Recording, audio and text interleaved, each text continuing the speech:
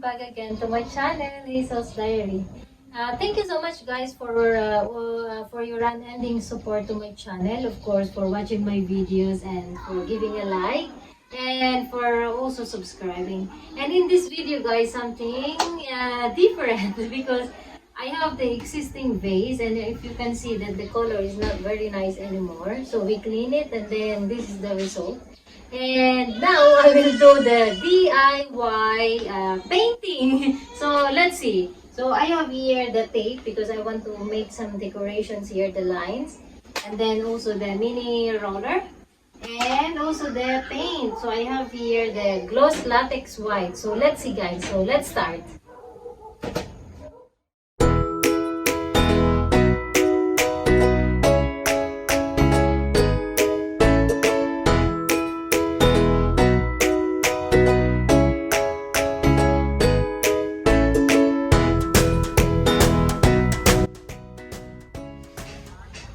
So, okay guys, you see that I put all the tape here, but of course I will remove some because here I will keep as it is, the natural color, then here becomes white, so I must remove this one.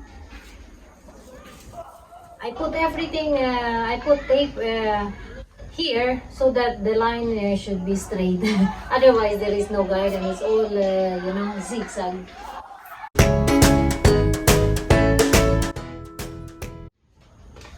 And now, let's start painting.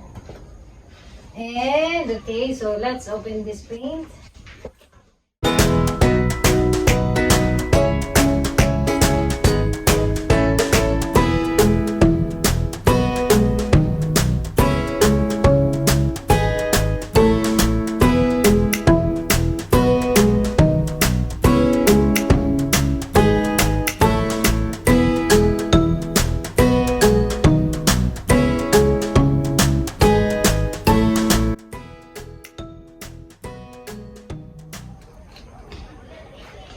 Okay guys, so the first coat is finished, and still you can see the shadow of the vase, the original color. And I think to achieve the, you know, the even shades, you have to do 2 to 3 coats.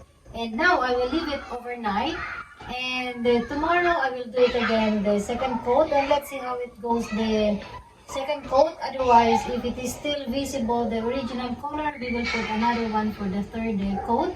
And let's see how it looks like, this DIY vase. And see you again tomorrow, guys. Bye. Okay, now let's start the second coat. This time we will use the brush.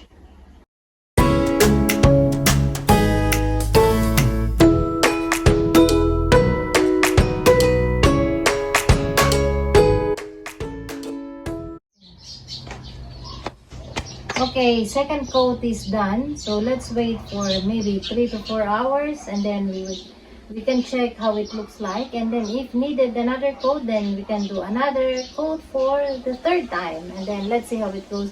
When it's dry, we must remove the tape, and then let's see how it looks like. This is the result of the second coat.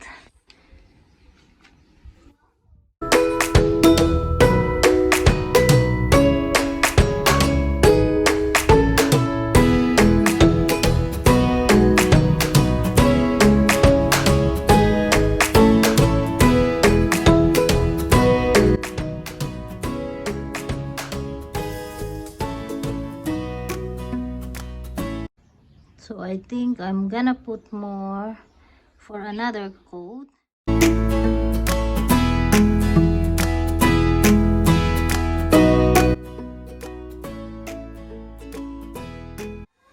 Okay guys, so let's remove now the tape. This is the fourth the third coat.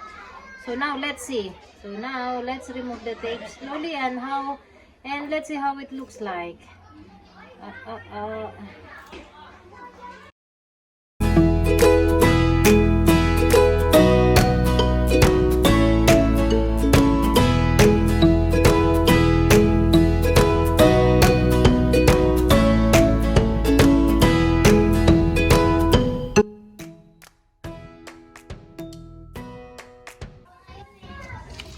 Voila guys, it's done. And I think how is looks very nice actually. I like it very much despite it's my first time to do this painting, and I think it's okay. Much better than before. And you see also the decorations is also nice. And I hope that you like it guys, and please don't forget to give a thumbs up, and please subscribe if you are new to my channel for more updates. And thank you guys for watching, and see you again next time. Bye.